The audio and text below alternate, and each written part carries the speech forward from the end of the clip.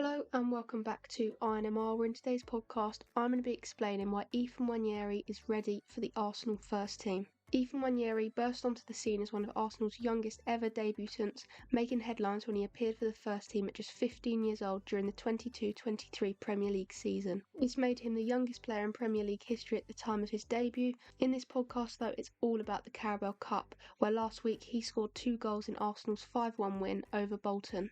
Nwaneri was playing in a midfield three alongside Declan Rice and Jorginho, but out of the three he had the most free roaming role, often drifting wide and pushing higher up.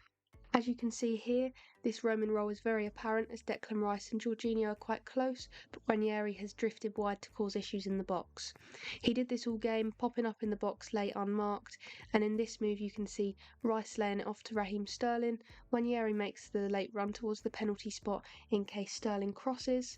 In this instance, Sterling does opt to shoot, but you can see the overload now on the penalty spot with Nwaneri's run making it a 3v2 in Arsenal's favour, and he's also on the blind side of the Bolton defender. It's a very smart movement for somebody so young.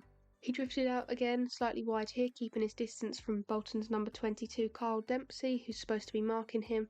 Dempsey got caught out ball watching a lot, which obviously isn't going to happen in the Premier League, but it's still good to see Nwaneri's movement here and the intelligence of the ball when his opposition aren't staying alert.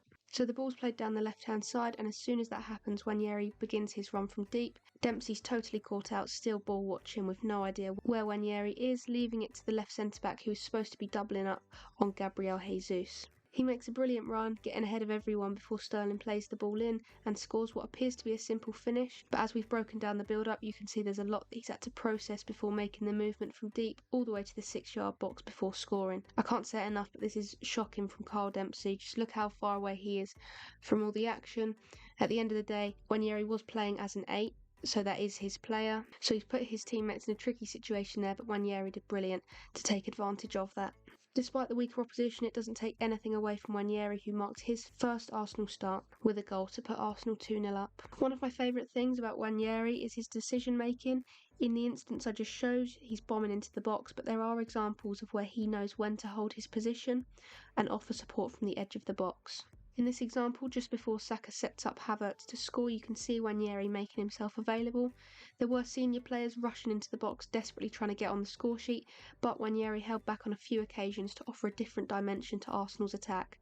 I think this one's the best example due to the angle, but it more importantly highlights his mature decision making at just 17 years old. Once he sees what Saka's looking to do, obviously he opts to cut back down the line. So once he can see that Saka's doing that, he then makes the movement into the box, still giving his teammates enough room. He sits on the penalty spot where his teammates go into the 6-yard box, so he's given them enough room whilst also still being there to shoot if there is a rebound that comes a little bit further out. If he'd have run in, yes, he probably could have got a hat-trick, but I do see him as very much a team player who's going to position himself in the smarter areas rather than try to essentially goal hang. Not everyone needs to be in the 6-yard box, and he's someone that obviously understands that. Another example on screen here where Sterling has the ball on the left-hand side.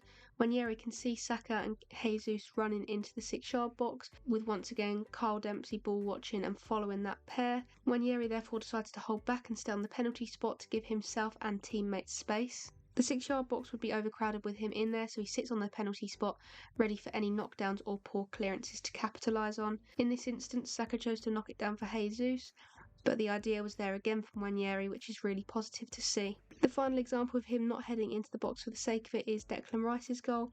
It's a lovely pass out to the wing before heading into the space on the edge of the box. I know we've spoken loads about him hanging on the edge of the box, getting himself in good positions, but it is a key aspect of his game. But another key aspect of his game is his vision, and I think this pass highlights it really well. Another example of his good vision is this lovely curl pass into Sterling, who then drives at his opponent. That kind of eye for making the final pass could be key whilst Odegaard is injured, as we are yet to see a midfielder possess a similar level of creativity in attack for Arsenal.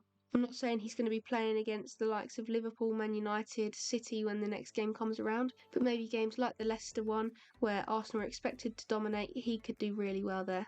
So in possession, Nwaneri is obviously very good. On the other side of the pitch, you do have to credit him for his work out of possession too. Here he is on the right hand side as Arsenal transition from attack to defence, and he just gets back so quickly. Within seconds, he sprinted back to support the defence and pick up a player to prevent Bolton from scoring. This kind of work rate is going to be key in the Premier League if he's given the opportunity.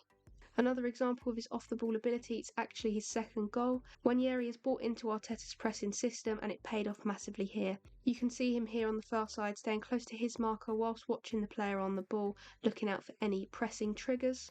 When the ball is played, he and 3 other teammates box in the Bolton player on the ball and force him into making an error which Declan Rice sniffs out immediately and threads Nwaneri through on goal. Nwaneri receives and has plenty of space to drive in and shoot, which is exactly what he does. Nwaneri was precise with his finishing, scoring with both of his shots on target, showcasing his clinical ability in front of goal. His brace made him the youngest Arsenal player to score 2 or more goals in a game since 2004.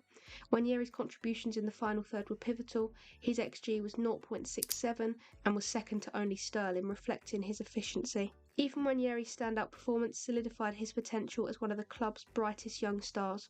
Arsenal's upcoming Premier League and Cup fixtures present further opportunities for Nwaneri to cement his place in the first team setup. With Arsenal juggling domestic and European competitions, rotation will be key, and Nwaneri's versatility in attacking positions makes him a valuable asset. As he continues to develop, improving his tactical awareness and physicality will ensure he can compete at the highest level, but Arsenal fans have every reason to be excited about his future, as he looks set to follow in the footsteps of the club's most recent homegrown success stories.